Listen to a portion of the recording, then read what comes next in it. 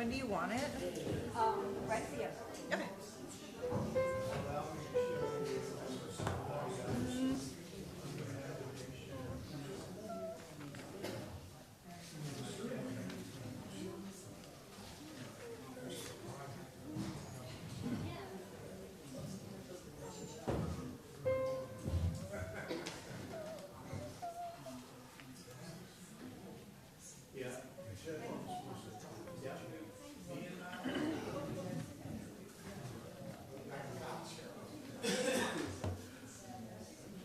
You good? So should we start, or, I mean, it's 1:30, but maybe we should split. Oh, it's coming in. So let's wait. Wait just a minute. Hello? No. It was on. Testing?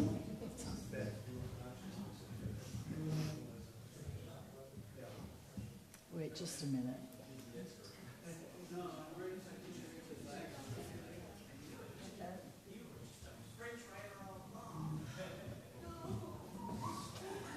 I'm actually going to do a little pre-introduction here to the people who are coming in through that little camera up there, to our virtual participants. In case you didn't receive the notice, this is not a session with David Orm Johnson. He regrettably was not able to be here, and so we have the blessing of having the Religious Naturalist Association as our focus for this next hour. I guess we're on time. We can begin, and Ursula will do her own introduction, except that I'd like to say, just for historical purposes, I remember in the 90s when RNA, isn't that when it was, in the early 90s? I am in the She'll talk about that, but I do have memories of those very interesting times when it began to evolve here. It was wonderful. And this is some of the fruits after all those years.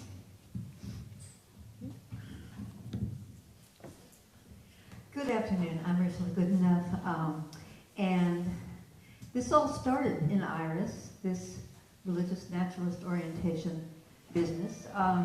In 1996, philosopher Loyal Rue and I co-chaired a conference that we called the Epic of Evolution. And we brought in a lot of scientists who talked about Big Bang onward. We had a guy who had worked on the Hubble, who had just gone into orbit, and it was very exciting. And this was followed by several presentations from religionists such as Phil Hefner, Mary Evelyn Tucker, whom we invited to respond to this epic of evolution from their the perspective of their own faith. And it was very exciting. It was a great conference. And in subsequent years, those of us who were sort of energized by that, even though the conference had different titles and so on, we got together, we started a listserv. Lots of people who were involved with all of this in IRAS are sitting here. Hi, everybody. And then we tried to integrate ourselves within IRAS, but that led to different paths. And in 2014, a wonderful man named Michael Cavanaugh, does anyone remember Michael Cavanaugh? He put in the paperwork as a lawyer to set up a 501c3 that was called the Religious Naturalist Association, and its URL is here. And we now have 1,400 members from 51 states and 52 countries, I think. It's a dynamic, ongoing thing. But what the RNA and we call ourselves RNA. So RNA sees itself as sort of a big tent of people who have lots of different associations with this affiliation. And in fact, while we started out calling it religious naturalism, we realized it isn't really an ism in the usual sense. And so we now refer to it as an orientation, more like a sexual orientation or gender orientation, with lots of different manifestations of the orientation. And because we're a big group, we also came to recognize there are lots of other groups that are engaged in a similar kind of path. And the second URL here, the Eco-Spiritual Hub, we've actually listed all of them and places to click. And these include paganism, Gaianism, lots of ecocentric activist groups and so on. So I encourage you to look at what that is. But we're having a great time. So what I'm going to do is start out with a version of the human that feeds into what I'm going to talk about. And it's a version that during this week I haven't heard very much of. So I will say that in addition to all the other ways that people have been talking this week about the human, one that I haven't heard much about is that we are symbolic beings. We use symbolic language, and that, as Terry Deacon has put it, biologically we are just another ape, mentally we are a whole new phylum of organism. And what he meant by that was that in addition to all of the other spiritual things that we may do with our minds, we start out, even as children, as language ready. And we learn language, and we use this language to tell stories. And our stories and our language, the symbols are not just an apple or some other noun. They are embedded with feeling. Damasio said that it's impossible to have a thought without a feeling about it. And so this has to do with our limbic systems, with our body systems, and so on, that we feed into our language and as we tell stories. So these stories, a lot of psychologists say, are central to who we are, that we remember things as stories, that we dream in stories, that we're narrative beings in addition to any other description we might have of ourselves. And in addition to that, we construct what people call an autobiographical self, or I-self, or a narrative self. Psychologist Joseph Ledoux says, your self is not a thing, it's a story you create about who you are. And this emphasis on story I lift up because of what I'm going to now argue. And I'm going to argue that to be religious is that you orient yourself in a core narrative, a mythos, a big story. If you think of your religion of origin, it might be the Old Testament, the New Testament, the life of the Buddha, and so on. There's a large story that tells us how things are. And the religious person then develops responses to this narrative, I will say, along three axes: the interpretive, the spiritual, and the moral. So the interpretive axis entails asking questions of the narrative along philosophical, existential axes. Why is there anything at all rather than nothing? What does this narrative tell me about death, love, evil, the meaning of life, God? And in indigenous and traditional religions, answers to these questions are included in the narratives themselves and are further elaborated and interpreted by clerics and elders. The spiritual, which is of course what our focus has been on this week, I would say it entails exploring inward responses to the narrative, including awe, wonder, gratitude, assent, commitment, humility, reverence, joy, and the astonishment of being alive at all. In traditional and indigenous religions, ritual, music and art, and meditative practice foster and deepen spiritual modalities in the context of the narrative. So we've been exploring those spiritual responses without necessarily talking about the narrative to which they respond.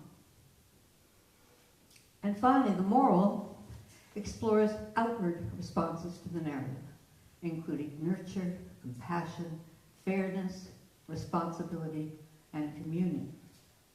And again, in indigenous and traditional religions, these moral precepts are usually woven into the fabric of the texts and traditions and rituals, and are further interpreted by elders and clerics. A religious person integrates these three axes into a coherent whole. And so I would argue that the uttered concept of being spiritual but not religious leaves out the interpretive and moral aspects of being religious. They all go together in a religious person. So that's the religious part. What about the naturalist part?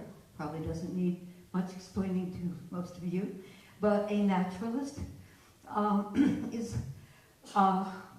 arises because scientific inquiry throughout the ages, but heightened very recently, has provisioned us with a mind-blowing way of understanding the natural world, generating a new narrative as to how things are that can be called everybody's story. That's Loyal Roo's term, but there's also Epic of Evolution, lots of other ways of describing this. And this is Big Bang and galaxies, stars and planets and life on Earth and the emergence of beings and ecosystems here, and then very recently humans. So naturalists dwell within these understandings, recognizing that they will certainly deepen and that some may be revised with further scientific discovery. And they adopt this account as a core narrative. A vanilla naturalist is at home in the natural world. So then, a religious naturalist is a naturalist who, having adopted everybody's story as a core narrative, goes on to explore its religious potential, developing interpretive, spiritual, and moral responses in the context of the natural world. The search for social justice, for example, is guided by understandings of the evolutionary antecedents of our social sensibilities. Foundational to this orientation is eco-morality, seeking right relations between the earth and her creatures, mindful of our interrelatedness and our interdependence.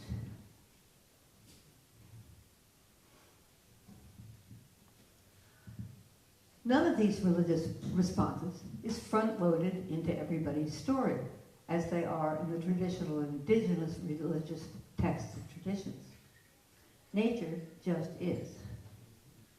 Therefore, the religious naturalist engages in an exploration, accompanied by fellow explorers, developing and sharing interpretive, spiritual, and moral understandings and sensibilities.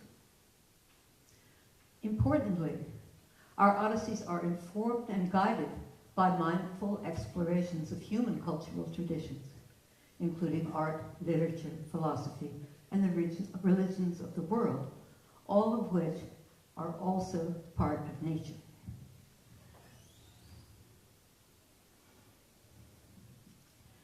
So what about God?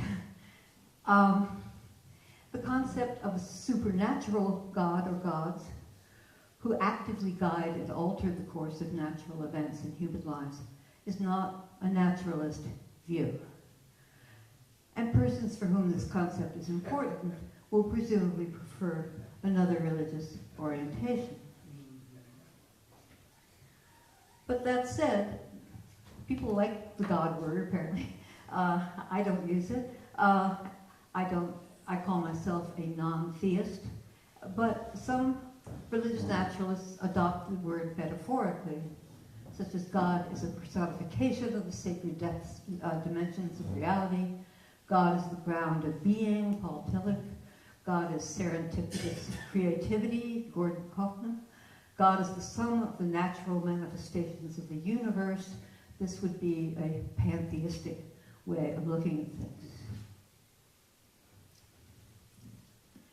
So, Loyal Root came up with this claim: a religious naturalist takes nature to heart.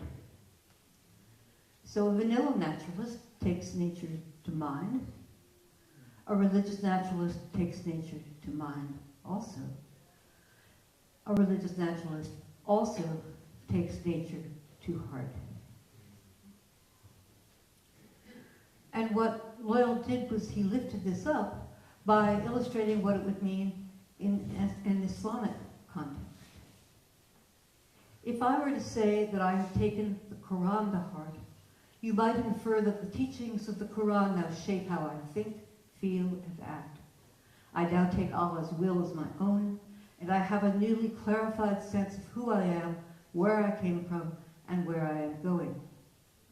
Taking the Quran to heart alters the fabric of my self-understanding, it shifts my teleological center of gravity, and I operate differently in my efforts to live in harmony with that reality. So transposing this to a religious naturalist context, we get this. If I were to say that I have taken nature to heart, you might infer that my understandings of the natural world now shape how I think, feel, and act. I now take the natural world as my own, and I have a newly clarified sense of who I am, where I came from, and where I am going. Taking nature to heart alters the fabric of my self-understanding, it shifts my teleological center of gravity, and I operate differently in my efforts to live in harmony with that reality.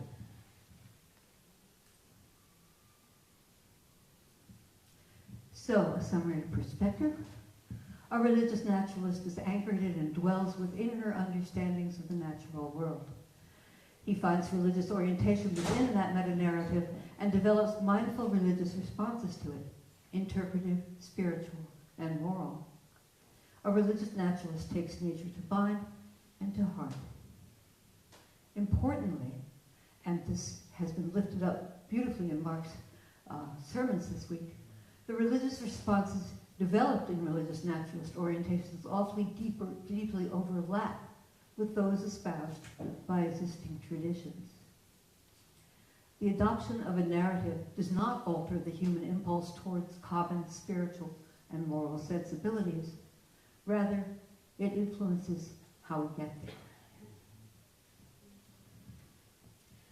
So, religious naturalists, because it's so plastic, because it's not an ism, because there's no one way to be a religious naturalist, has generated a very diverse and wonderful collection of responses. And registrants at this conference include 22 religious naturalist RNA members. And what I'm going to have the rest of the time be involved with, hopefully we have lots of time, is to allow some RNA members to come up and talk about where they come from in this orientation. And the first is going to be Jessica. There you go. Jessica Sanseverino, and she is going to sing a prayer that I wrote, and it is shown on the next slide. I thought you said that was at the end. Nope, I said It's at the end. it's the end Got of it. my time. Okay. Okay? Just trying to help you out.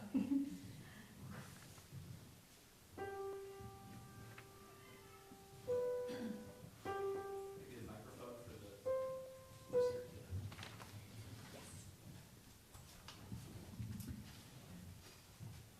Mother Nature's Prayer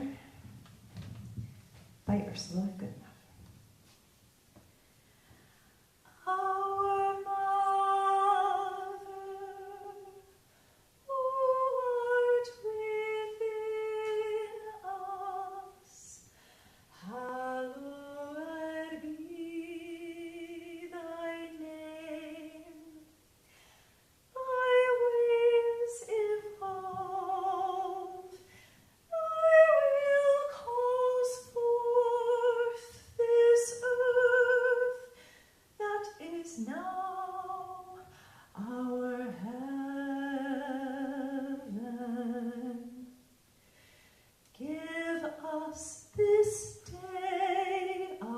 daily bread, and fill us with tenderness as we repair our trespasses, and lead us forth into communion, and deliver us from dominion.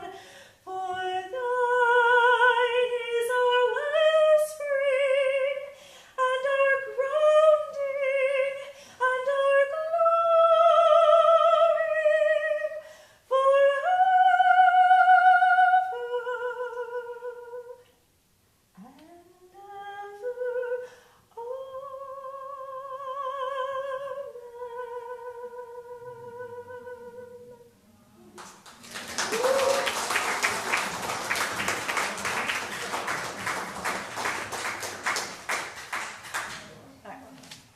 So, oh, you've done it. You can go back to your babysitter. I don't get to talk? Oh, you want? Oh, you want to? Okay, just don't talk, Sonny. I'm sorry. Go. So, I will speak for Ursula when I say that it is truly an honor to get to do this work with all of these wonderful people who are showing up to become religious naturalists. It's really grounding and it's really true, all of the truths that are in this idea, and it really does allow for everyone to be included. I am able to kiss Dr. Goodenough because she is in fact my biological mother, and therefore I am the only person who was born into religious naturalism.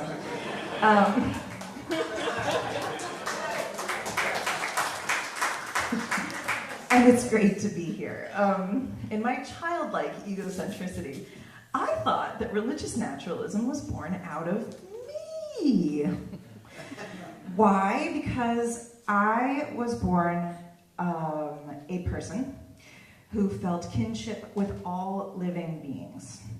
Also, talking to plants, crystals, and feeling one with rainbows. I came in spiritual, but my family was so scientific. My mom could barely utter the word God, and for me, I thought she took us to church and we started thinking about religion altogether. Of course, I didn't know that my grandfather had been a religious scholar and that all of this was deeply embedded in my mother's nature. But I did also harbor a relief that the world must be saved somehow. And I had this immediate impulse in me that was like, you can't kill the flies. They're gonna feed a frog that's gonna make the world a better place. I mean, I had all of this like righteous knowledge within my childlike self. And I remember having long talks with my mom as we drove between St. Louis, Missouri, our hometown, and Martha's Vineyard, where we currently live. And I was wondering, just looking out the window, why don't we treat the earth better? And so I thought it was in response to our conversations, had nothing to do with IRAS and Star Island and all the wonderful philosophers that she hangs out with. She wrote a book, A New Gospel, The Sacred Depths of Nature. And in Sacred Depths, which I was lucky to read in draft as a 16-year-old human, so I really was sort of born into this. 15 and 16-year-old, she spoke about the idea of religion, religio, from the Latin, as to bind together again. And so with this permission, I began to use the scientific warp, the steady strings of the story that is everyone's story, or the epic of evolution. And to weave these brightly colored traditional, not learnings that I got during my lifetime through it, to create my own religious naturalist grounding and narrative. And which provides me this structured, strong, and intricately beautiful tapestry that adorns the ground floor of my heart. And I just want you to know that it can be done because I'm doing it. Thank you.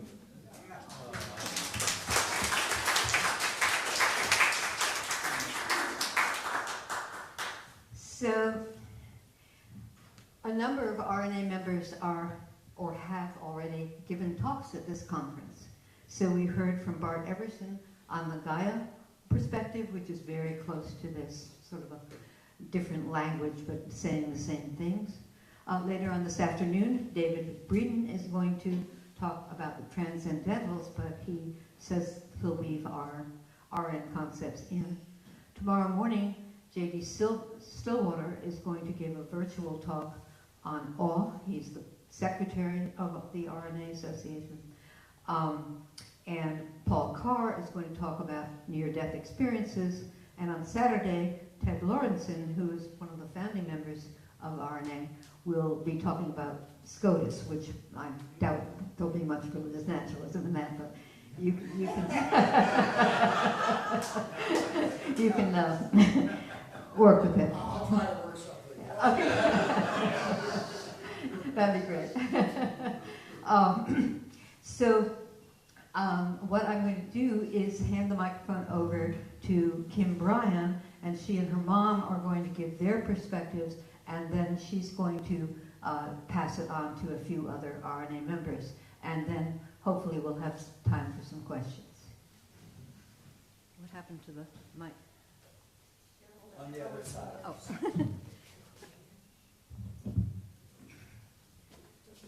Yeah. And Hello. yeah, good. Excellent. Hi everyone, I'm Kim. This is my mom, Marilyn. My parents started coming long before I came. I'm a newbie. I've only been here like 5 years. So yeah, really new.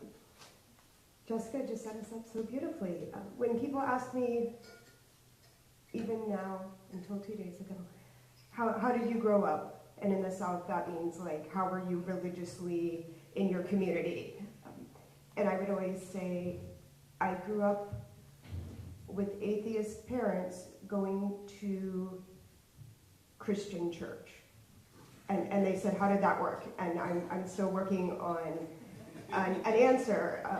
Ursula just said, we talked about, I'm spiritual, but I'm not religious. My father would always say very proudly, I'm an atheist, but then he would very apologetically say, but I'm not angry.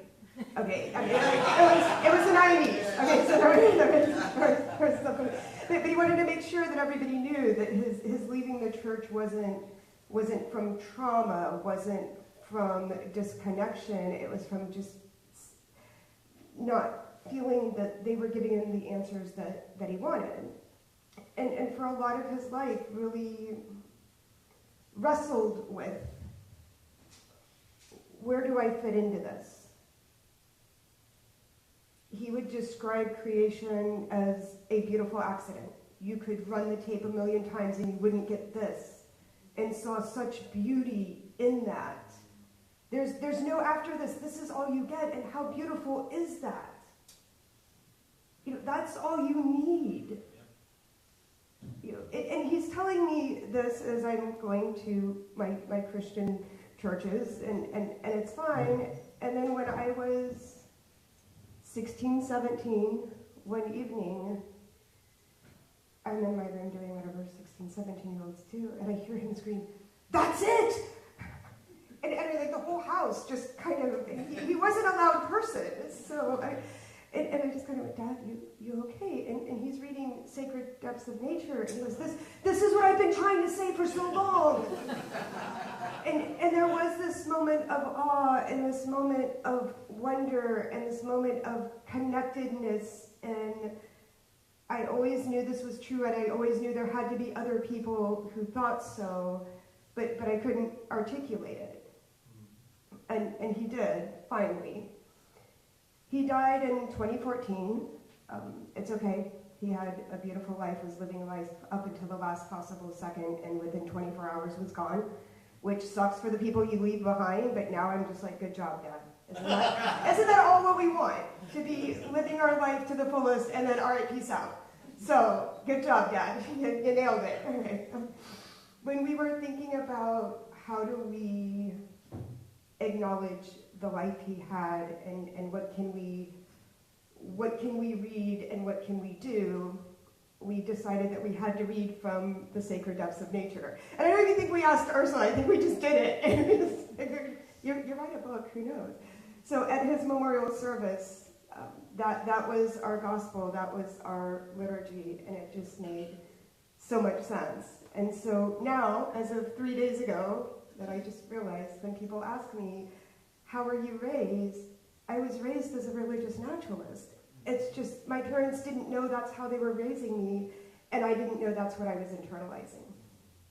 And literally, like, I figured that out 48 hours ago. So, thank you for that.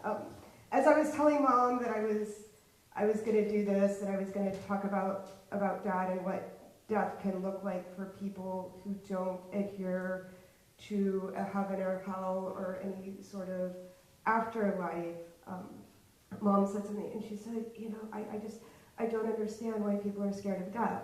And I was like, okay, you're gonna have to take over at this point, because I can't. And even now, one of the questions we always get, and this happened when we were in London, and it was, but ma'am, you can't not believe in God, you're so old, what happens when you die?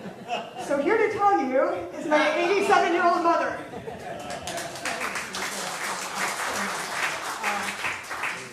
The passage that Kim was referring to from Ursula's first book, and I can't quote it and didn't even think about trying to find it, was what is, and with bowed head or bended knee we say hallelujah and glory. Anyway, that's in that first passage. But recently I have seen in various journals and so forth how much depression, how much angst there is from older people because of impending death. As a religious naturalist, this just doesn't ring true for me. Where did we come from? We came from stardust. We came from an evolving cosmos. Why am I here? I have no idea, but I can see lots of work that needs to be done in here while I'm here. And lots of beauty and joy. I mean, what more can you ask? What happens when I die? Well, I enjoy living, but I believe in evolution. I can watch flowers. Flowers come from seeds. They bloom, they die, new seeds appear. So I will return to the cosmos. I can't understand why there should be any angst, any depression in that. I just am very glad to be who I am, where I am, in the world I am, and with people like Ursula and Calvin and so many of you who have enriched my life to this point. Thank you. Thank you.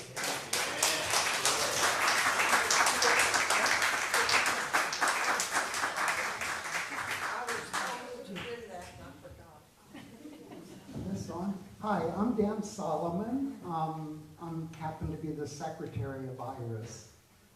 And I was a naturalist from kid. The first books I remember reading were the How and Why Wonder books. If any of you of a certain age remember those kids' books on science.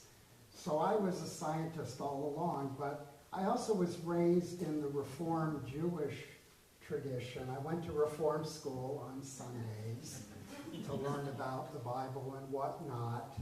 And I had a bar mitzvah when I was 13. So at the age of 12, I was studying with the rabbi. You have to recite from the Torah. And I told the rabbi, well, you know, I don't believe in God. I don't believe all those stories and anything. And luckily, he was a very liberal rabbi. And he said, well, that's cool, you know.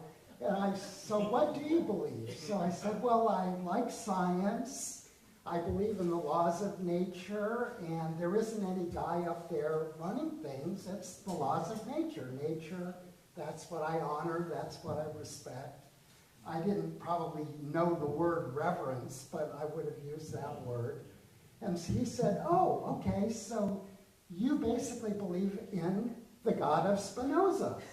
And I said, I'm 12, I never heard of that, but I thought, well, that's cool. And then he says, you know, I said, that sounds good. And he said, but of course, Spinoza got excommunicated. And I thought, wow, that's really cool. That kind of guy.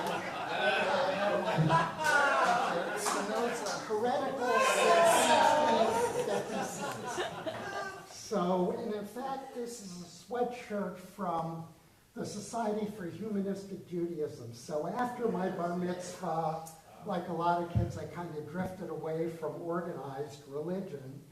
I always identified as Jewish, atheist, again, not an angry atheist, but an atheist. And by respecting the tradition, we would celebrate Passover and Hanukkah every year, even though my first wife was not Jewish, but we would celebrate. In fact, she was of Vietnamese ancestry. So we would have latkes for Hanukkah, and she would cook them with chopsticks, which is pretty amazing. But anyway, when I got remarried, my current wife, Lisa, is Jewish, and we decided we'd have a Jewish wedding, even though we hadn't been formally affiliated. So we found someone who would marry us in a Jewish tradition, but non-theistically. So we had a Jewish wedding with the chuppah and everything, but without, and we wrote our own ceremony, basically. And that's how I found Humanistic Judaism, which is a branch that is humanistic, which means, to them at least, God isn't part of the equation. And at that synagogue, we had speakers of various kinds, one of whom was Ursula, who came to talk about religious naturalism. And we read her book in a class, and another religious naturalist leader, Jerry Stone, came to talk as well. And I remember arguing with him about the difference between religious humanism and religious naturalism. And it dawned on me that the humanism, they really meant simply non-theistic. And if you talk about the value of humanism, it really puts humans first. And as I talked to Jerry, then and later, we became friends, it occurred to me that I really was a naturalist more than a humanist, because my ultimate value was nature and not humanity. I mean, humanity is important. I'm human. That's everyone I know and talk to is human. I don't have pets or anything, so that's it. So, I realized naturalism is really the ultimate value. And again, to Spinoza, nature is God, or was God. So even though I don't, also like many here, don't use God language, if I did have a God, it would be nature, the laws of nature. And that's my naturalism. And one more thing I want to say, coming from the Jewish tradition, one thing that everybody's story is kind of central to religious naturalism. But really, I think there's something missing, that you can't really get values straight from nature. Values come from human traditions. So you really need a tradition to ground your values. But humanity is part of nature. We're all part of nature, and that's naturalism there's somebody, I thought I invented the term human naturalism, but it turns out I Googled it and there's somebody came up with that. So I kind of like that term too. But, so that's where I come from, and I will welcome somebody else if there was Thank you, Dan. to talk.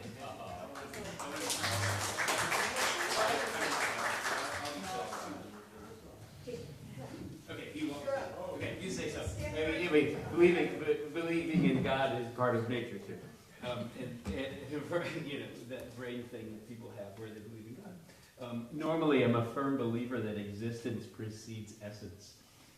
It seems to me that any religious, natural spirituality has to start with my existence. I exist. And my existence is as a perceiver.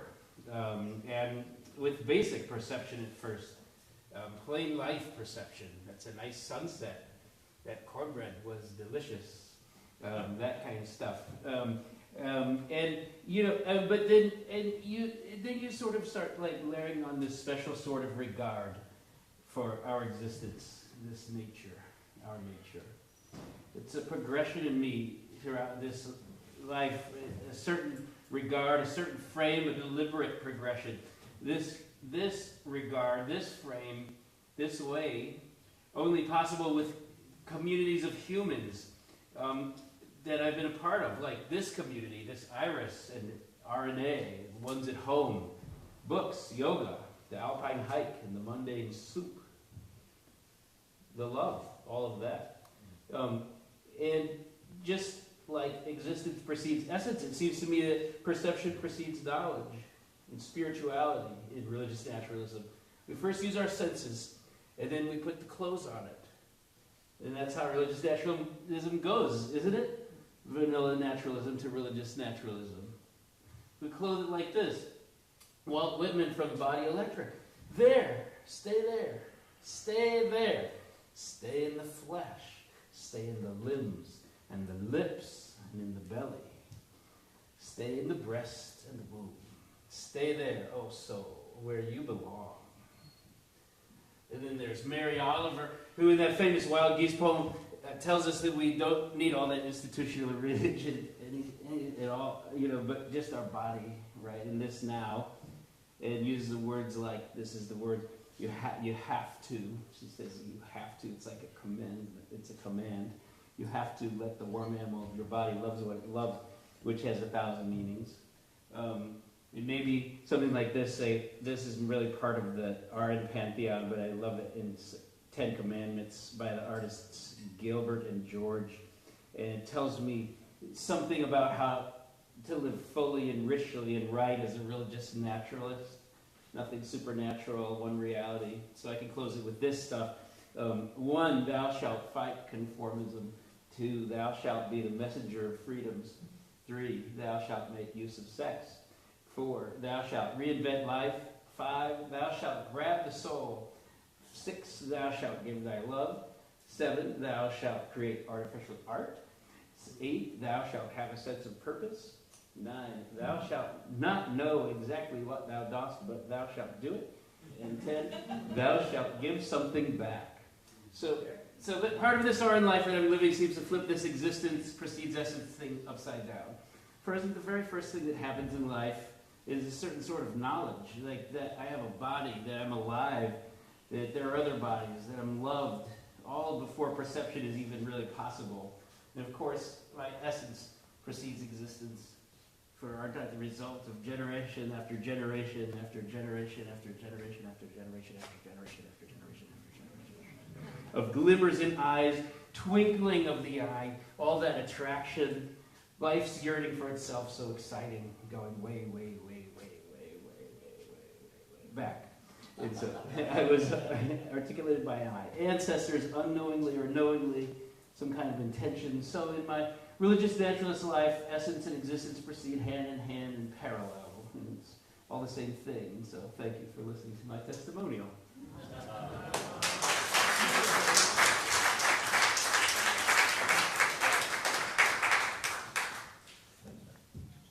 Richard?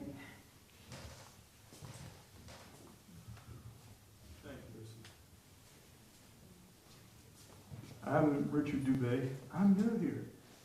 I've been a part of IRAS for 40 years, but I was a lurker. I was hiding in the background. And when Michael Cavanaugh talked to me about Religious Naturalist Association, I thought, sign me up. I was early on. It was just so much a part of me. When I was in second grade, my hero was John Muir. Oh, and his writing just blew me away. It's so eloquent. And I read later, he said, writing is like a glacier. It's a long, slow grind. But I wanted to be able to put my love of nature into the world, to be able to have an effect on people. And so I wrote a book called Natural Pattern Forms. Don't look, well, you can look for it. It's out of print, but look hard to find a cheaper version of it. Sometimes it goes for a crazy amount of money, and sometimes you get it pretty cheap. But it's about the taking of emotions from nature and putting them into a built space. And it's a metaphoric approach to design so that you capture the emotional content of nature and you put it into a built landscape and you go, oh.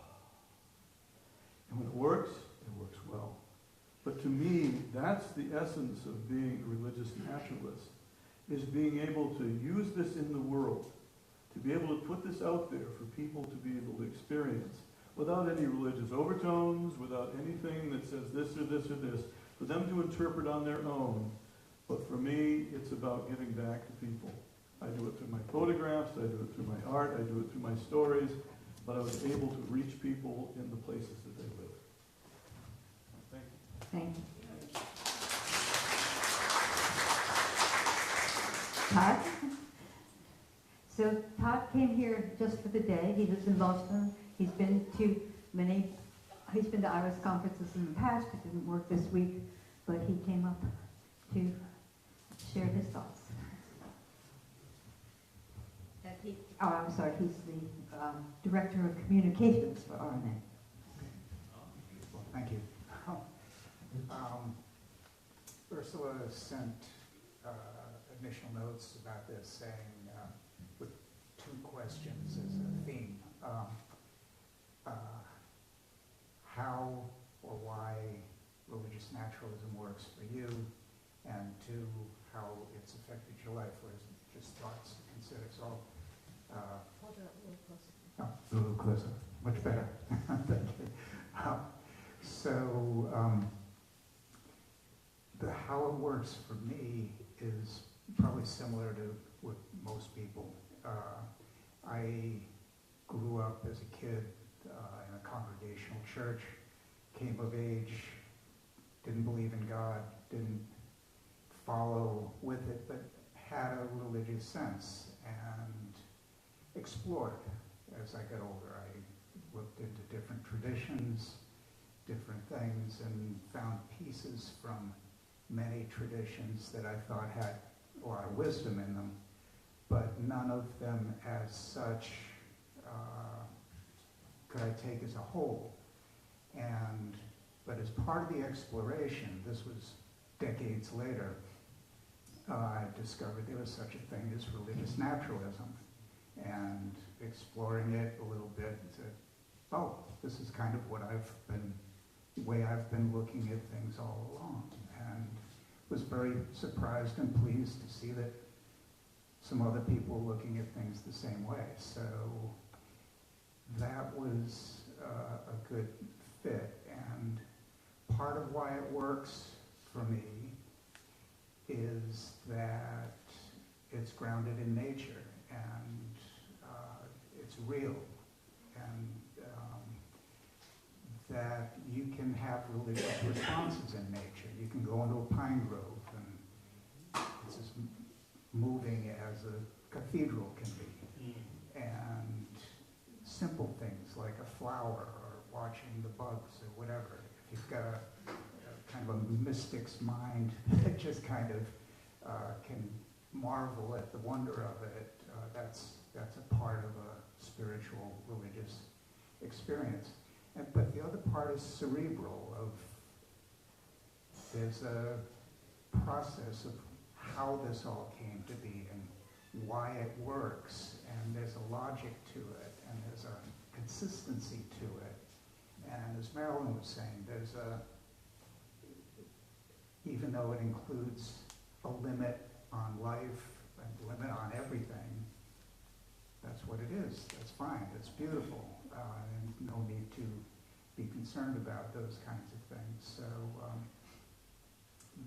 that was the basis of why it works. And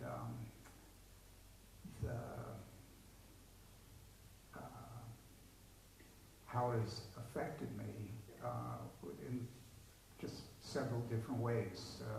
First of which is personal. It was just really a very pleasant surprise that, oh, there's other people out there who think the same way. How about that? I'm not alone in this. I'm not alone in this. And that led to the social element to it as I became involved in the group. Starting here is one of the important places where, as we've all experienced, and I think most people appreciate, is like seeing real people, meeting people, starting a simple relationship with them, and getting ideas, becoming friends, things like that. And the third part was, for me, just interesting projects. I volunteered to become actively involved in this, and it's a fascinating project. I worked as a writer, and I have written some things. I was active in putting the website together that we have, and that's like an interesting project. What is this about? What pieces might we share? Or how might we improve it? Or things like that, and working together with other people on it. But then one of the ongoing interesting things that a group of us continues to talk about and have not yet found the key to the puzzle is not to proselytize, but to inform people about this as an option. If it fits for you, as it did for me, oh, I didn't know there was such a thing. That kind of thing. Several people already have said the similar kind of a thing. I didn't know about this before, but when I did learn about it, that seems to fit reasonably well. People who have called themselves atheists, for lack of a better term, or whatever. So we've been looking at how to do that, not coming up with any instant, easy answers, as the main communication channels with the internet, etc., online, everything is more geared towards things that move faster and are flashier. And sad point being that bad news draws people's attention more than good news does.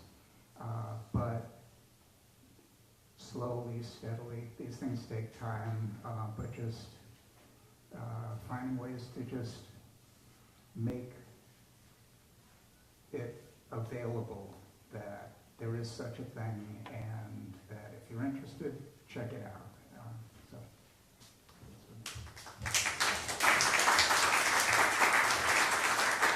Okay, we have 5 minutes, and it would be wonderful if any of you have questions, comments. Otherwise, I can bring more RNA members up to the platform, but I'd love to hear from the rest of you. Just a very brief question, but I'm curious, the term so interpreted spiritual and moral. Why spiritual, and how does the RNA define spiritual? Well, I can go back and As opposed to mystical. oh, well, I mean, mystical is, to my mind, is sort of stronger. So a lot of people say I'm spiritual but not religious, and they just sort of mean that they feel a reverence and other things, not that they've had mystical experiences, which at least in a lot of vocabularies means seeing lights or, things that get you to be a saint if you're a Catholic.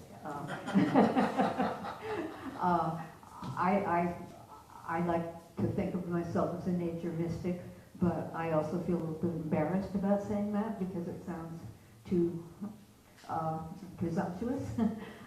But I certainly think that mysticism and spiritual orientation are pretty much synonyms in my vocabulary.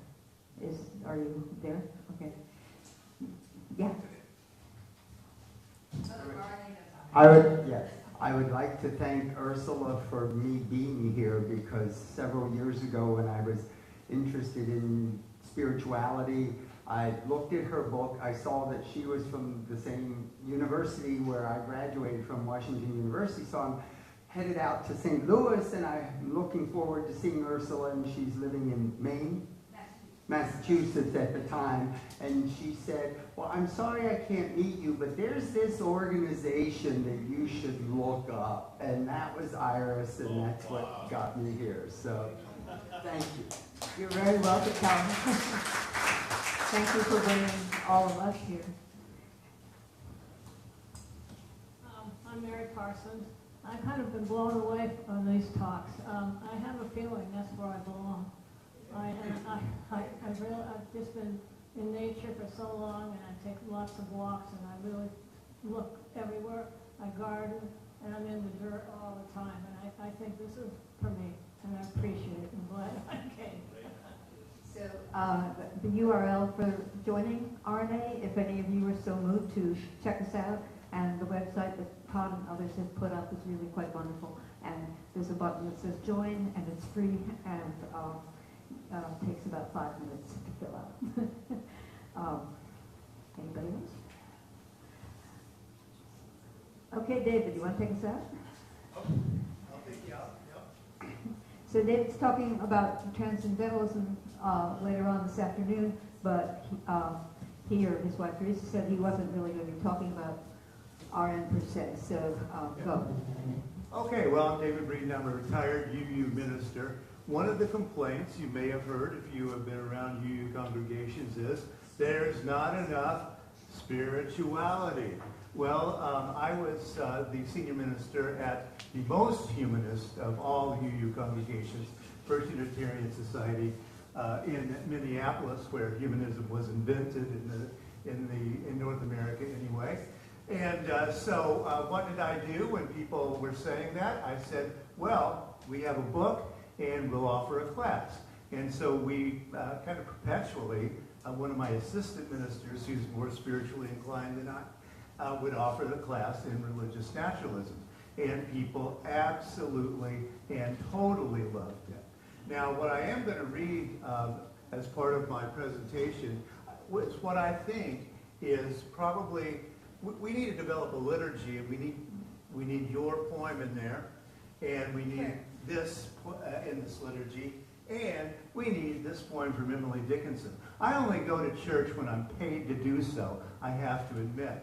And so most Sunday morning, now that I'm retired, Emily Dickinson wrote this: some keep the Sabbath going to church.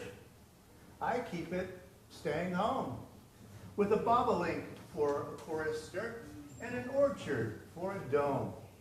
God preaches, a noted clergyman, and the sermon is never long.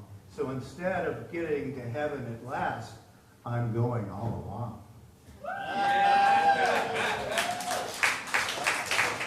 Thank you very much. And a lot of us RNA members wrote RNA on our name tag. So if you're sitting next to somebody at dinner and they say that, you might want to engage in conversation. Thanks so much for coming.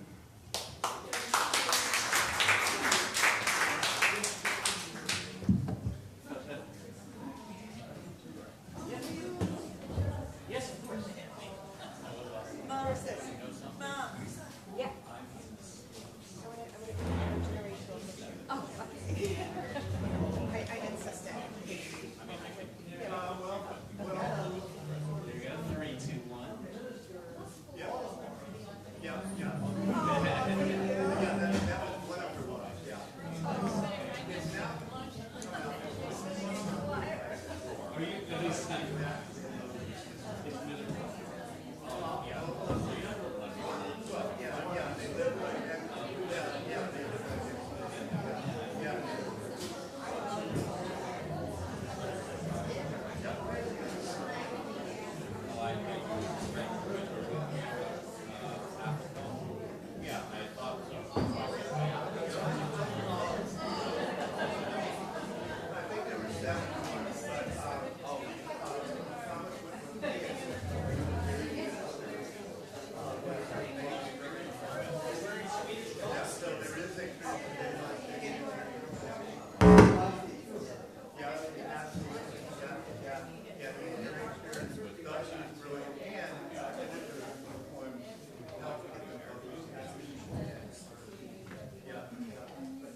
James,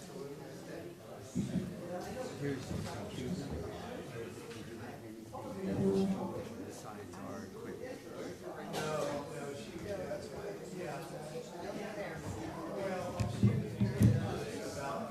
You want us to come over here? It is on. And I will the audience. May I have your attention? May I have your attention? May I have your attention? May I have your attention? Our next session is about to begin, and our speaker, who is going to be with us via virtual contact from Italy, is going to be presenting. And I'd like to get started. He's been waiting to share with us. Recording in progress. So, go ahead and... Okay.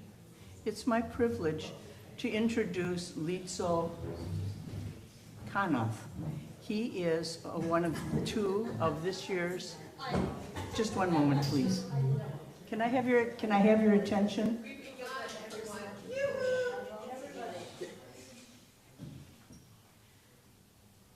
Lizo Kanoth is joining us from Italy for this presentation. He's one of two of this year's Memorial Student Scholars and had planned to join us and set to get his visa, and the Visa Italian office said that he could have an appointment in September. So we made arrangements that we could at least, and we're really sorry you're not here, but because it would have been grand. But Barbara and Calvin have arranged that he can make his presentation virtually. So for that, we're grateful. And we hope to see you another time. Don't forget about us. But today's presentation is by, as I said, Lizo Kanoth. And he's originally from Kerala on the western coast of South India.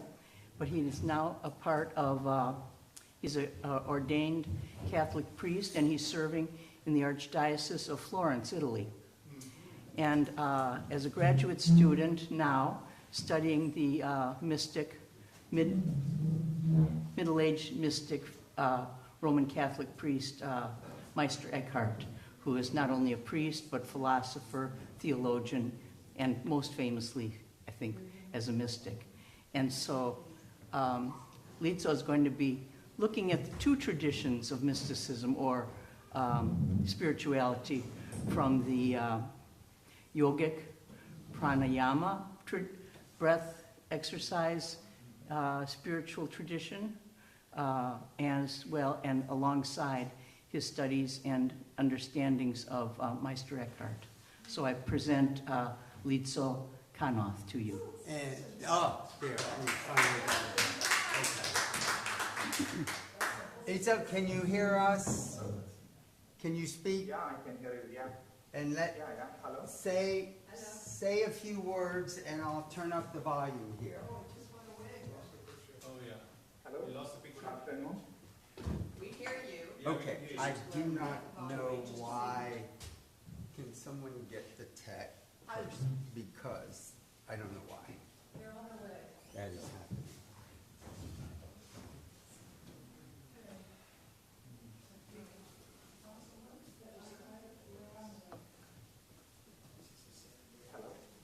Hold on, Leja. We're having technical problems here in getting you on our screen. No, I don't know why there's no signal, because here's the cord and it should be going. There was zero signal. I know.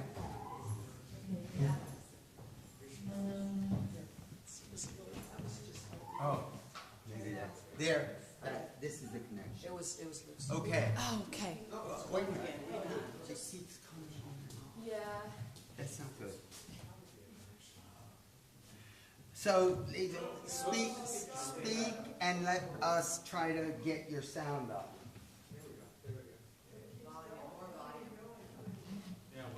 He should be, we should be The here. audio's off right there. Is that supposed to be? No. That's our That's mic. ours. That's ours, okay. So he probably can't hear us. So go ahead. Open that. Now we can talk. So. Hello, good afternoon. There we go. We're good. Okay. Finally. Can you see the audience? Yeah, Okay. I can see, yeah. Good. You're on. Thank you. We can hear you. Okay, thank you very much. So, I am trying to present this theme from pranayama to galas and height, an ontological hermeneutics of being. Actually, English is not even my second language, so I have a bad accent, so try to understand me. Yes, we do, yes. First of all, okay. So first of all, we can start with pranayama. Pranayama, as introduced, pranayama is an exercise. So in first 2 minutes, we will go through this exercise of pranayama. So please sit in a comfortable posture. Let your back be upright yet relaxed. Gently close your eyes if you wish.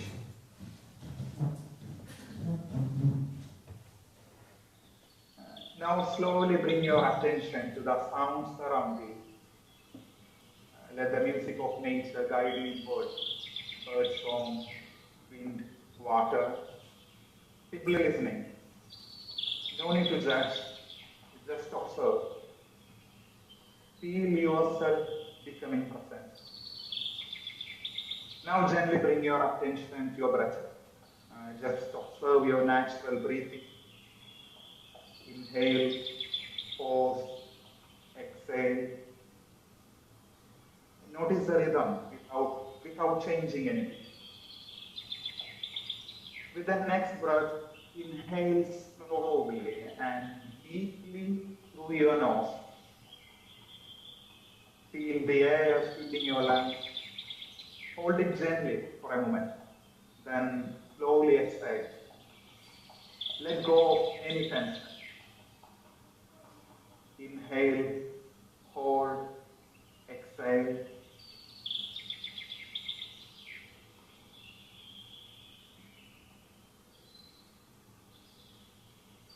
Feel the air that is filling your lungs.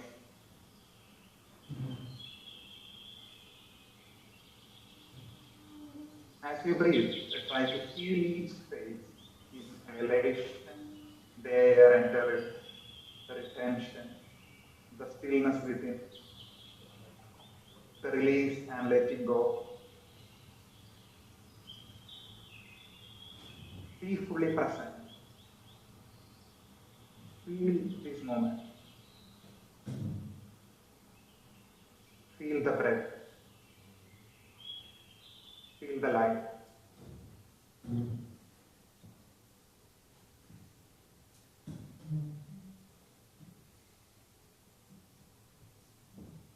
So now gently open your eyes. So this is the exercise of pranayama to return to the life itself. And the word gelassen height, it means releasement. Lassen, let be, the word in German. And here the ontological hermeneutics of being. The ontology it is Trinitarian ontology. The Trinitarian word, it is an adjective here in Trinitarian ontology. It's not nothing related to Trinity of the Christian faith. It's a triadic structure of being. That means if there is a speaker, there is one who is listening, and there is an idea in between them. A Trinitarian ontology. And in love, the one who is loving, the one who is loved, and the love in between them. So this talk, this presentation is to everyone, to an agnostic, to an atheist, who is even a religious, to get out of the box to go beyond, to reach, to return to the origin, being a human, to reach the point of, we can say it as a naturalism, a humanism, returning to the origin of our life. The human search for inner peace, freedom, and spiritual wholeness transcends cultural, religious, and historical boundaries. In a time where concepts such as peace and freedom are often reduced to ideological slogans or consumer ideals, ancient spiritual traditions offer a radically different vision, a transformative journey of self-emptying, purification, and union with the nature. One of the primary obstacles in reaching this objective is the polarization and transformation of the scientific world into a clericalism, where only a few are able to know it, while theology and philosophy have morphed into a narrow-minded pursuit of scientific validation. Actually, I am honored to share that the idea for my way of thinking originated from a powerful phrase I read in an article by Tom McLeish, which encouraged me to let go of my preconceived notions regarding the limitations of science and theology. The phrase, "This is to drop notions of the boundaries of science," or indeed, boundaries of theology, for that matter. It was published on 2001 in Zygon. And from that, I found out these conferences, and I thought to present this argument as a thanksgiving to the idea that I received from these conferences, especially from Tom McLeish. By conducting a study, a comprehensive investigation, and utilizing both rational reasoning and creative imagination, this presentation delves deep into the intriguing intersection between ancient Indian yogic traditions, particularly the practice of pranayama, breath control, and the mystical theology of Maestro Eckhart, focusing on Eckhart concepts of detachment and releasement. Detachment, Abgashidanheit, and releasement, Galasanheit. The exploration aims to shed light on the potential connections and similarities between these seemingly disparate philosophies. Despite originating from separate metaphysical origins, these traditions all hold a strong belief in the idea that true existence is not found in the affirmation of the self, but rather in its complete vulnerability and submission to a higher, more encompassing reality. This ontological perspective, particularly in the practice of yogic breathing, offers unique insights and possibilities in the realm of scientific exploration, especially in the field of neurological research.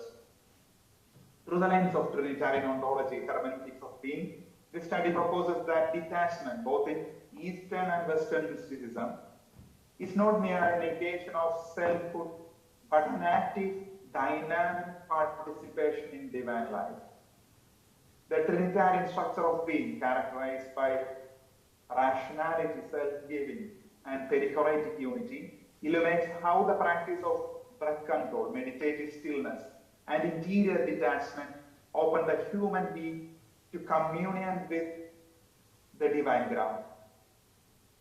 By drawing parallels between pranayama and Galasanheit, this comparative study seeks to recover a vision of peace and freedom, not as abstract ideals, but as living realities achieved through bodily, mental, and spiritual integration. In doing so, it aims to show that both Eastern and Western mystical paths, when interpreted through the ontological structure of being, offer a profound contribution to the healing and destiny of humanity. Pranayama. In the classic yoga tradition,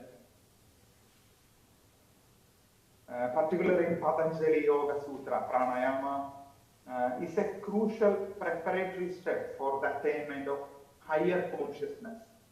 Prana, the vital energy sustaining life, is intimately linked to breath.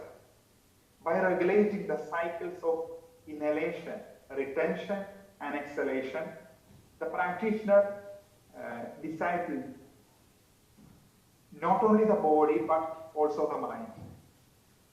The suspension of breath during kumbhaka symbolizes a moment of profound stillness, wherein the individual self, ahankara, begins to dissolve. This process is not a passive abandonment, but an active purification, preparing the inner space for transcendence beyond egoic consciousness. Thus, in yogic practice, breath serves as both a physiological and spiritual bridge of detachment and spiritual receptivity. Yoga is a part of all major religions that originated in South Asia, including Hinduism, Buddhism, Jainism, Sikhism. It has also been adopted by individuals in Islam and Christianity. The Yoga Sutra defines yoga as yoga's chitta vritti nirodha, meaning the cessation of the transformation of awareness. According to the yoga tradition, when the transformation of awareness ceases, the real identity of the human being is realized. Yoga in this context means separation, isolation, concentration, not union. Pranayama can be traced back to very early Brahminic texts, that is almost 3,000 years before Christ even, particularly in relation to rituals. And in the Upanishadic text also relates pranayama to enlightenment, blending the traditions of tapas and yoga. It is important to note that when examining Indian texts, one realizes that Patanjali is not the founder of even the yoga traditions, but he collected these texts. In the Indian philosophical tradition, Sankhya and Yoga are studied together, where Sankhya is considered the theoretical and often atheistic framework of Upanishadic teachings, while Yoga represents its practical application. The main distinction lies in Yoga's eventual acceptance of the divine as a crucial aspect of the path to liberation.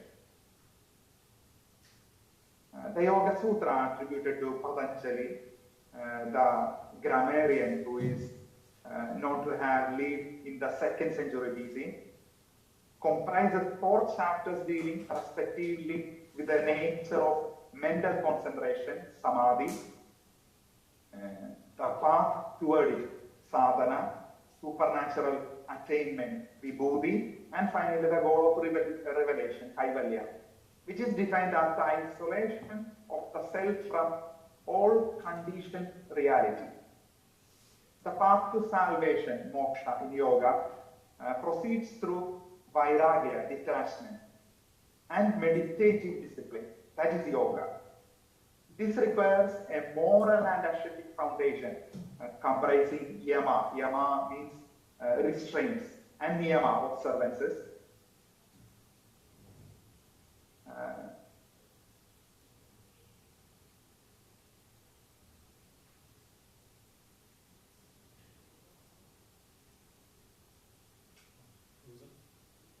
Yama includes non-injury, truthfulness, non-stealing, celibacy, and non-possession. Niyama comprises of purity, contentment, austerity, scripture study, and devotion to God.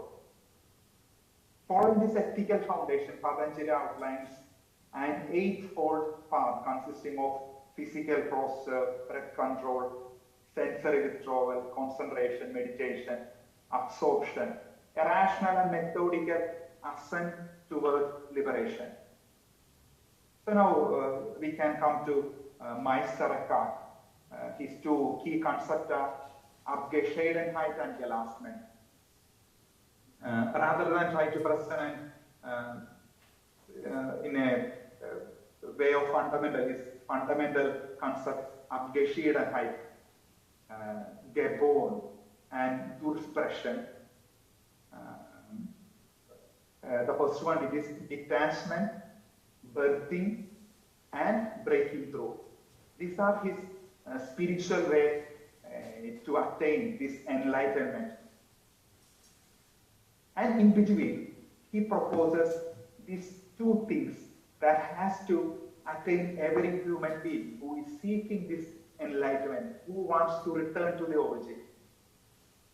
And the first process is unknowing, as we have seen in yoga, Chitta Vritti Nirodha, and unbecoming, by which, according to Eckhart, we attain transcendental consciousness of the identity of the single ground. He calls it Grund. Thus, detachment, Abgeschiedenheit, is an inward poverty that prepares the human being to receive God in absolute immediacy, beyond all mediation of concepts, images, and emotions. It involves a radical purification of the will, intellect, and affectivity, leading to an inner stillness, where the soul no longer acts from its own initiative, but allows divine action to unfold within. Eckhart said, for if a person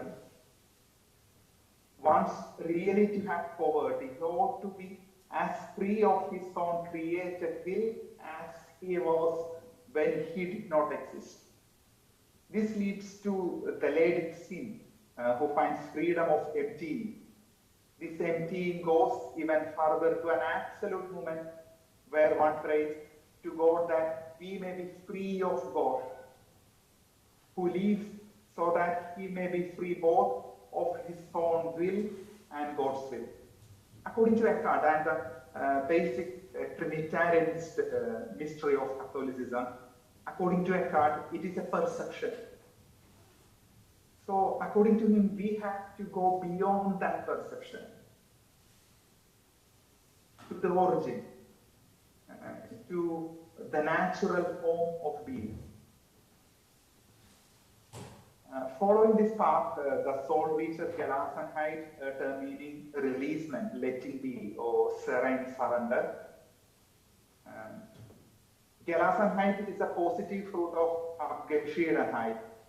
It is not passive resignation, but an active openness, a dynamic self-transcendence, whereby the soul stands open and receptive before the uncreated ground of being. In Gelassenheit, the human will ceases to assert itself, becoming transparent to the divine will, participating freely and lovingly in the life of God.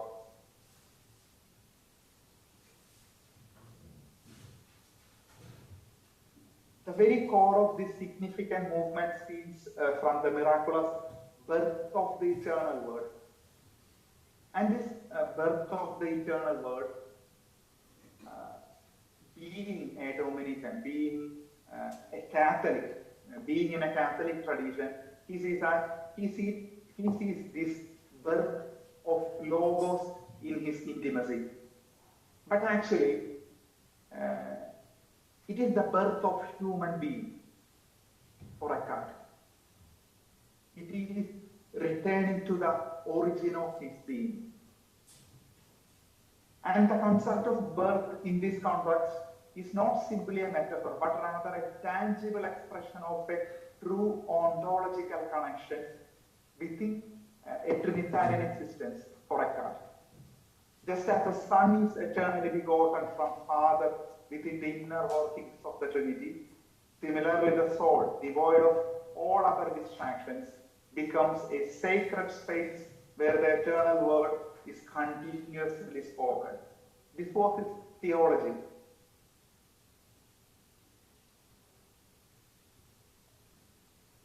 Thus, Abgeschiedenheit and Gelassenheit mark the soul's journey from egocentric autonomy to ecstatic participation of divine life. This transformation is ontological before it is moral. It affects the very structure of soul being. Detachment is therefore not merely ethical self-denial, but a participation in the kenotic self-donation of the heart of this being, a movement of love, freedom, and being. So, from pranayama to Galasan heights as the title, the journey from pranayama or Abgashidan height to Galasan height traces a profound path of inner transformation, beginning with the body and culminating in mystical union with this ultimate being. Despite originating from distinct cultural and historical backgrounds, the yogic and Eckhatian tradition share a common belief in the importance of purifying the soul, achieving emptiness, and embracing openness in order to transcend beyond earthly limitations. According to the ancient yogic tradition, pranayama encompasses much more than just a physical exercise. It is a deeply spiritual and ontological practice that aims to regulate and control the vital energies of the body, ultimately aligning both the physical and mental aspects of our being with the underlying reality of Atman, the true self. According to a yogi, Iyengar, we should not do the yoga intellectually, but we should do yoga using intellect, also mentally, emotionally. They should both meet the emotional adjustment and intellectual adjustment. Then there is a difficulty. If you do intellectually, the body is shaking, so the consciousness is closed. It does not know. We have to do from the mind. Mind exists everywhere. The brain exists only in the skull. So we have to use the intelligence which exists everywhere. By focusing on the breath, the practitioner is able to use it as a tool to surpass the constant fluctuations of the mind, as we have seen in pranayama, chitta vritti, and reach the state of inner stillness and being, as in Eckhart called it stille. By controlling and regulating our breath, we are able to achieve a state of stillness and reflect the inner peace necessary for existence, known as Brahman and in Indian culture, which transcends all aspects of duality. In the yogic tradition, the concept of non-duality versus duality is not meant to be a topic of debate or contention, as the ultimate goal is not to engage in intellectual argument and reach a resolution on the matter. Rather, the true aim is to attain and transcend such dualistic thinking altogether. Similarly, in mystical teachings of Eckhart, the concept of Abgashidan and Gelasenheit serve as essential spiritual practices that aid in the preparation of the soul for the ultimate experience of the birth of God within. Detachment, a term often associated with the spiritual growth and self-awareness, involves not only letting go of the material and sensory attachments, but also releasing any possessiveness or clinging even the most divine experiences or virtues one may have. Eckhart says, one should know that true detachment is nothing else but a mind that stands unmoved by all accidents of joy, sorrow, honor, shame or disgrace, as a mountain of lead stands unmoved by the breath of wind. True Gelasenheit is achieved only when the soul becomes deep, empty of all claims, letting God be God in it without resistance or self-appropriation. Eckhart says in his sermon, this immovable detachment brings man into the greatest likeness to God. For the reason why God is God is because of his immovable detachment. And from this detachment, he is his purity, his simplicity, and his immutability. Therefore, if a man is to be like God, as far as a creature can have likeness with God, this must come from detachment. Theologically, this movement corresponds to the kenotic dynamic of the Trinity itself in the period of Eckhart. In Trinitarian ontology, being is not static substance, but a perpetual movement of self-giving and reception. In the famous Sermon 93 of Eckhart states like this: so if you do not wish to be brutish, do not understand the God who is beyond words, then what ought I to do? You ought to sink down out of all your yourness and flow into his hisness, and your yourness and his ought to become one mind, so completely that you with him perceive that forever his uncreated isness and his nothingness, for which there is no name. Therefore, the practice of pranayama, emptying of breath, and the concept of Eckhartian emptying, the self-serve, as two distinct yet complementary way of individuals to align themselves with the ultimate reality of existence. So in this way, the journey from pranayama to Darasana is an ontological reawakening from fragmented autonomy to integrated relationality, from anxious striving to peaceful surrender, from isolated existence to communion with the ground of being. Aside from this profound metaphysical insight, it is worth noting that both the practice of yoga and the teachings of Eckhart's mysticism have been known to possess a deep and therapeutic dimension, even though the physical effects of Eckhart's mysticism have yet to be scientifically proven. By practicing breath regulation, meditative absorption, and releasement, one can achieve a state of harmonious balance between body, mind, and spirit. These techniques work together to create a sense of inner peace and alignment within oneself. There is a study done by Andrea Zaccaro.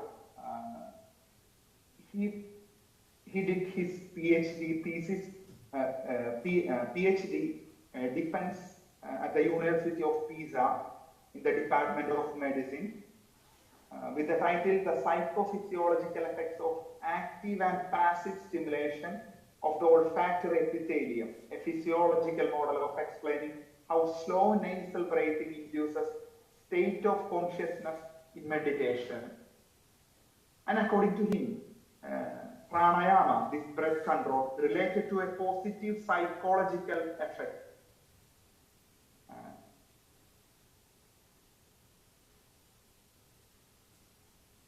As anxiety reduction and increased well-being. By relinquishing self-will and opening to the divine presence, the practitioner experiences healing integration, physical by calming the nervous system and physiological balance, mental by cessation of anxious striving and clarity of mind, spiritual by awakening to the reality of divine love and freedom. The concept of holistic healing suggests that humanity's ultimate purpose is not centered around individual autonomy, but rather it is about actively participating in a divine communion, in a human communion, in a naturalistic communion. It is about reaching heightened level of consciousness that recognizes humanity as a true religion of life. According to Christian theology, the concept of understanding the Father can be achieved through living a life that emulates that of the Son, guided and enlightened by the Spirit. This understanding ultimately leads to the belief that all human beings are children of God, and that humanity as a whole are brothers and sisters.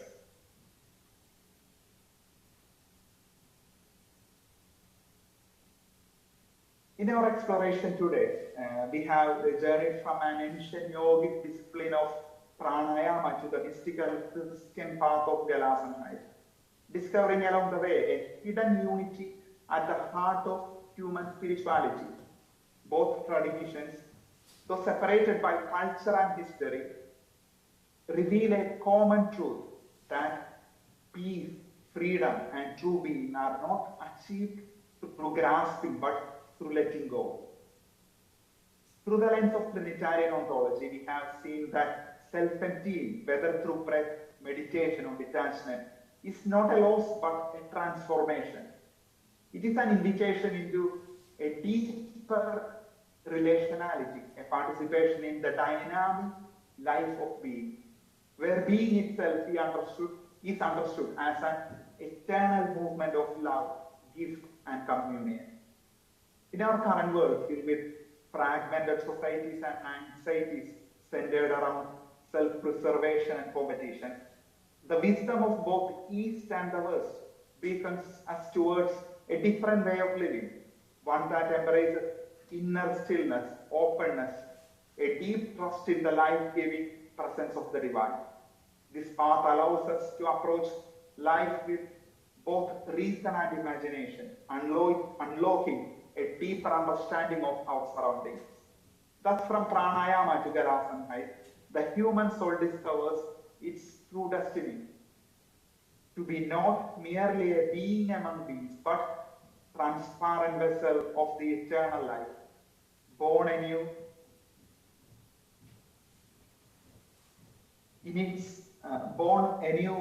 in the silent depths of the soul.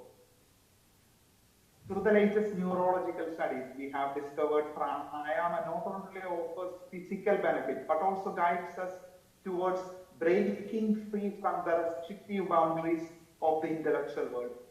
This new understanding opens up a whole new path for us to explore, experience a strong yearning to reverse the wrong turns, moving from a deeply engaged subjective contemplation of nature to a false ideal of detached objectivity. From valuing imagination alongside reason as a path to knowledge to privileging reason alone. From being a shared cultural pursuit to becoming confined within institutional and professional boundaries. And from interpreting the natural world as a poetic and theological book of nature, to reading it as literal prose, thereby losing the richness of its symbolic and participatory meaning that have occurred in the realms of science and theology, as evidenced by the numerous efforts of reevaluate and revitalize these fields of thought and study.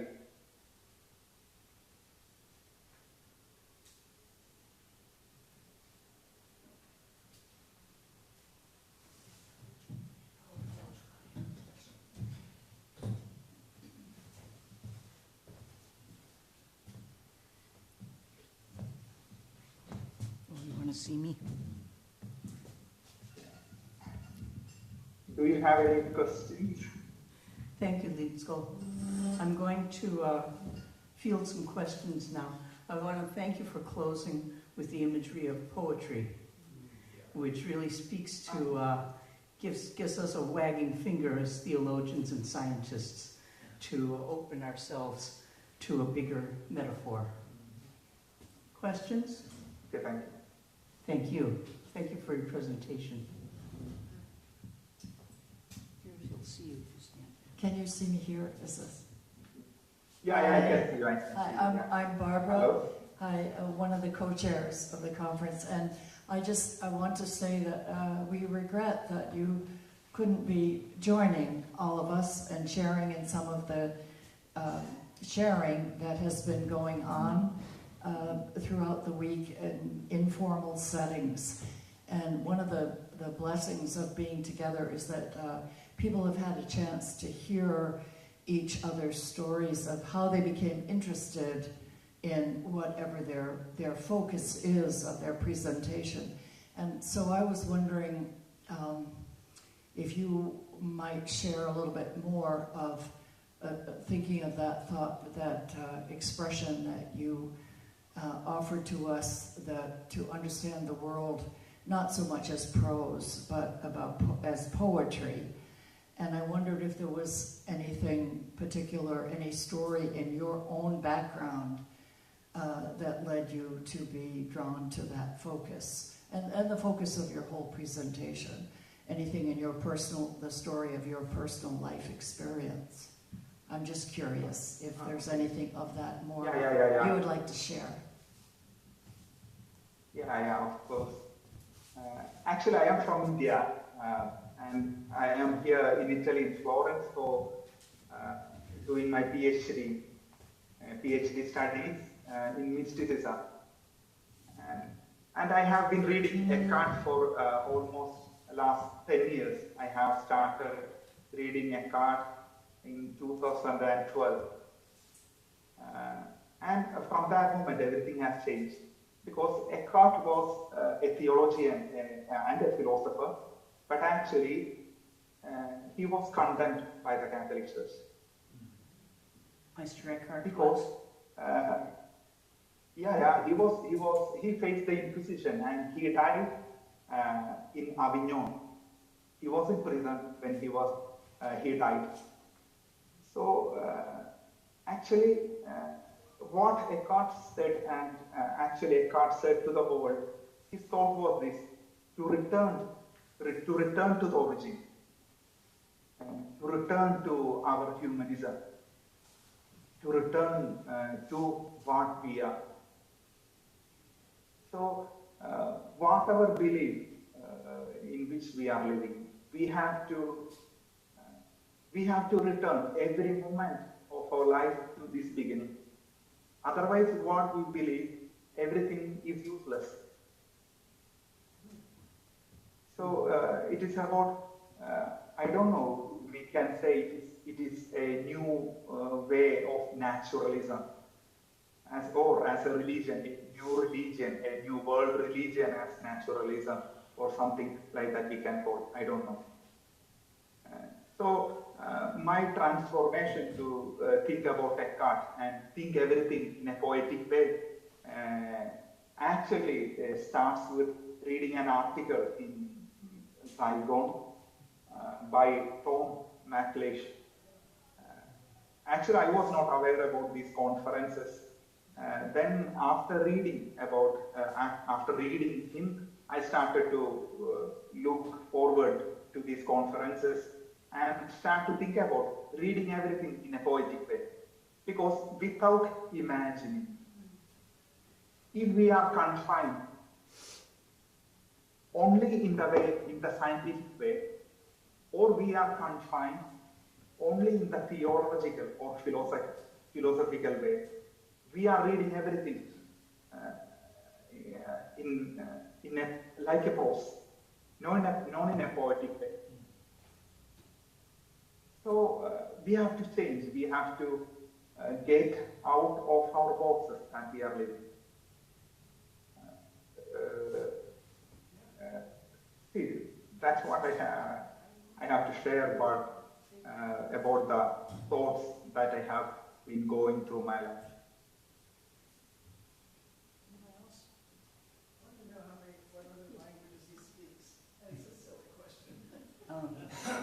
Litzo, one of the questions for you is, how many languages do you speak and read?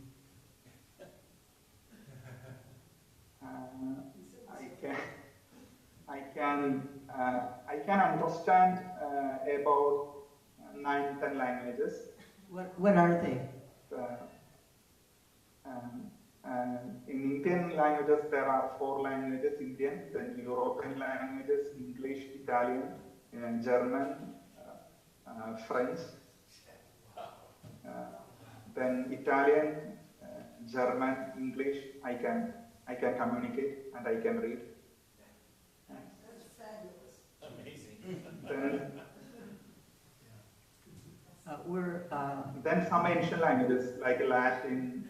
Latin I can understand. I can easily read. Of course.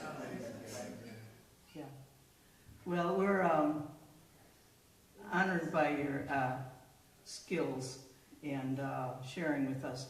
Now it slipped my mind what I was going to ask next. Does anyone else have a question while I'm letting my brain come back? How old is the term Gesundheit that he used? Say. Gesundheit. How old Oh, is that? well, that would, they're asking about how long Gelassenheit has been a concept. And that, did Eckhart invent that or create it? Gelassenheit? Yeah. I mean, popularize it in a sense. Eckhart was 13th century, right? Middle Ages. Yeah, 13th, 18th century, the beginning of Portugal, in the Middle Ages. Just after Thomas Aquinas. And thank you. And Barbara's question touched on it, but I just wanted to ask it again. Because what drew you to study Eckhart particularly? Were you in the Catholic tradition when you became interested in him, or did you? Yeah, actually, it starts with a conference because I did my licentiate in a comparative study, the concept of one in Eckhart and Shankara in Advaita. I started to read Eckhart when I heard in a conference a paper presented by a young lady. Her name is Alessandra Beccarizzi. She teaches philosophy. She's an Eckhart scholar, an atheist. She presented a paper on Eckhart's life. Actually, she presented the paper Eckhart's explanation, interpretation of the Gospel of Saint John. And from there, I started to read about Eckhart. And I spoke with her. And actually, Eckhart touches everyone. If you are reading an Eckhart work, Eckhart sermon, it actually will touch everyone. You don't need to understand who is Jesus or what is Trinity, because he speaks to the human soul. He speaks to the human being. Thus I am much interested in Eckhart. Well, this week at our conference, many of the spiritual traditions have been held up. And so your presentation, putting the two traditions next to each other to look at, was very timely and helpful to us. Any other comments or questions? Well, I think that we will end by simply thanking you again for joining us and being part of our community. Thank you very much. Thank you. And thanks for staying up late to present with us. Okay. Bye-bye.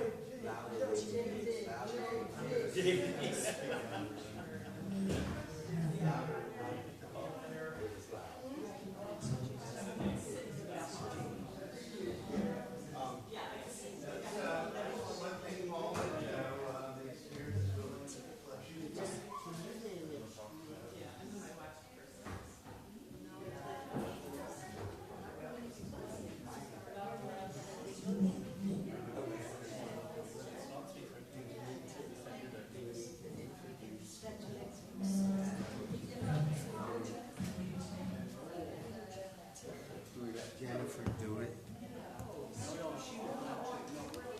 She will do it. Okay. Because I need a break.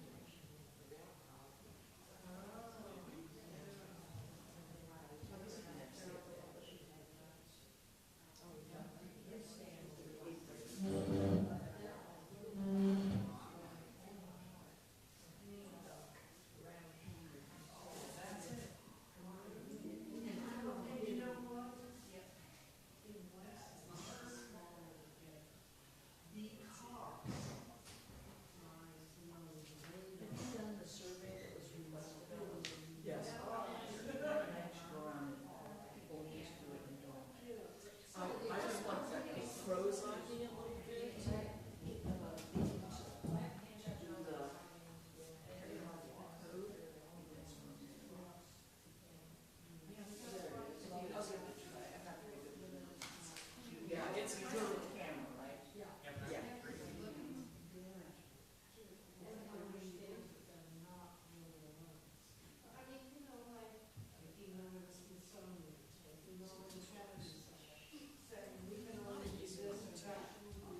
Because it's asking you to choose least or most. And of course, it's like all of these are. Yes.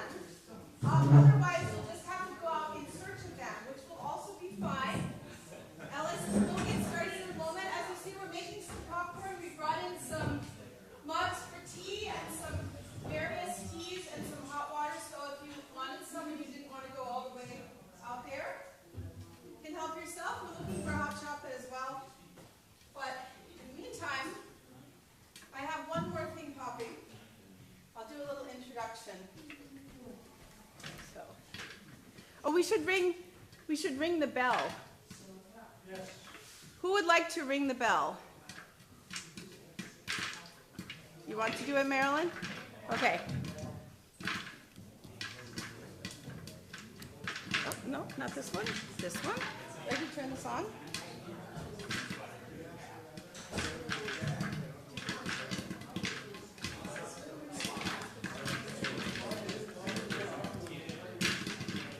That's not working.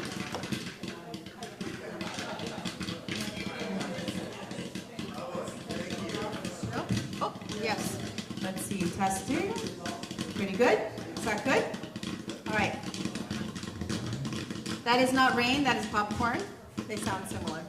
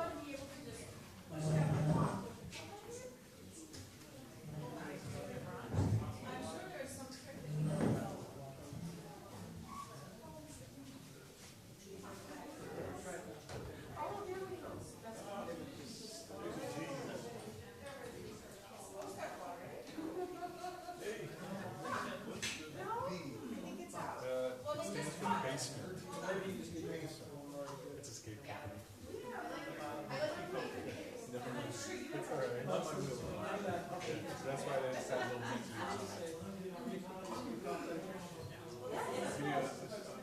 This is an interesting trick. That's like the word base. Whoever figures this out gets an honorary PhD from the Archipelagos program. Whoever can get the water to come out of the container.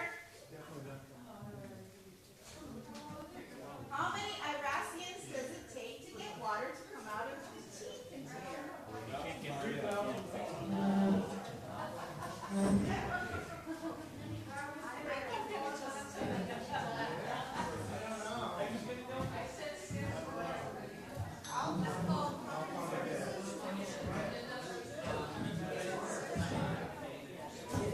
Think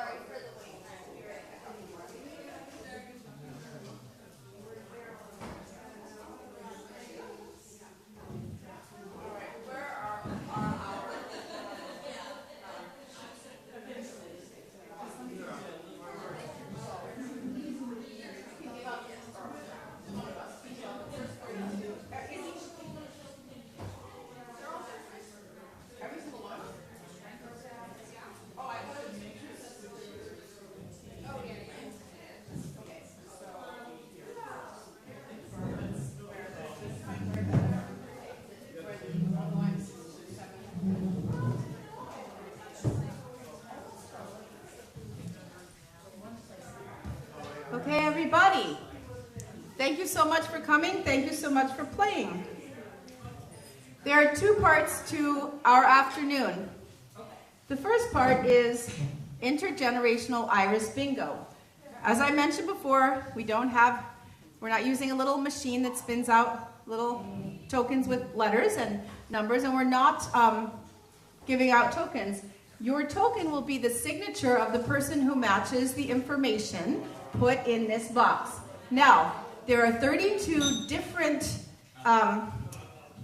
ones of these, so and we made 2 of each in case we had more than 32 people.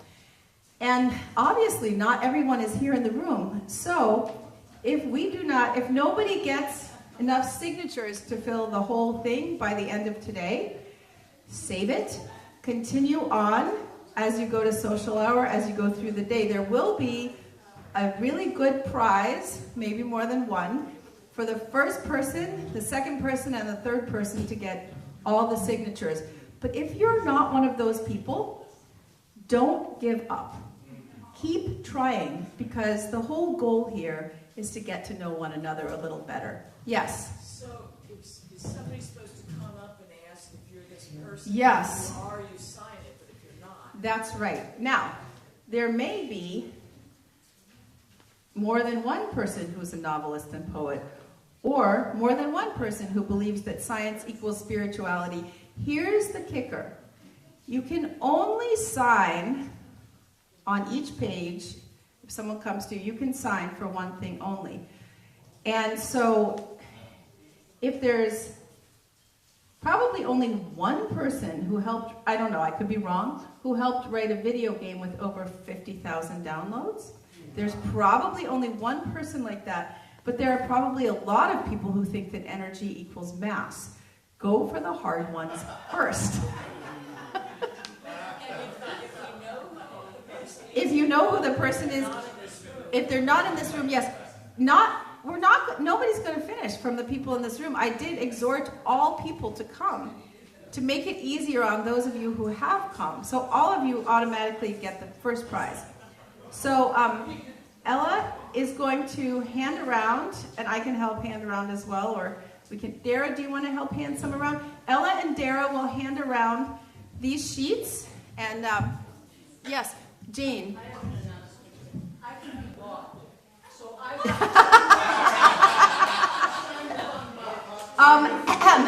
no. Jane has been for many, many years my roommate. If anybody buys her off, I'm booting her out. That's it. Who doesn't have a house?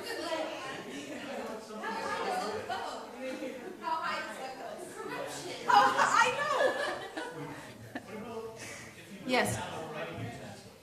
Who does not have a writing utensil? How many do we need to obtain from the front desk? Chip, would you mind just going to the front desk and asking for about a dozen? Just ask for a dozen writing utensils. Or they could be markers, they could be anything. So we have 2 of them on here that are the exact same thing. 2 squares say my career was a theater director. Another one says career was a theater as a director. Ella, hers has a square that says my career was a theater director, and the other one says my career was in the theater as a director. Is that 2 different people for sure?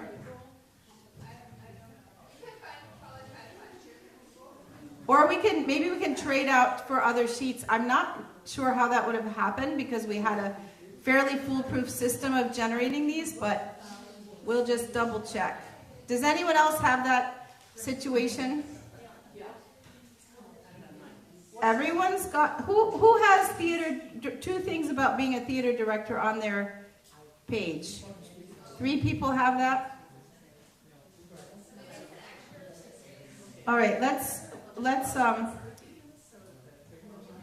see if you can find 3 or trade out with Ella for one of the others. Okay. Now, could I have a time check, please? It's 10 minutes before 4 o'clock. You can start now, and we need everybody back in this room by 4:20. There's no significance to that number, no additional spirituality. We need you back in this room by 4:20 so that you can be presented with your bags, which were made to you for you by the elementary school and pre-K set here at IRAS. So, does everyone have a pen now, or are we still waiting? We're still waiting for some. Okay. And I think, is that Kathleen? I think she'll need a bingo sheet. Thank you. Thank you, Ella the Pell and Ella the Irasian.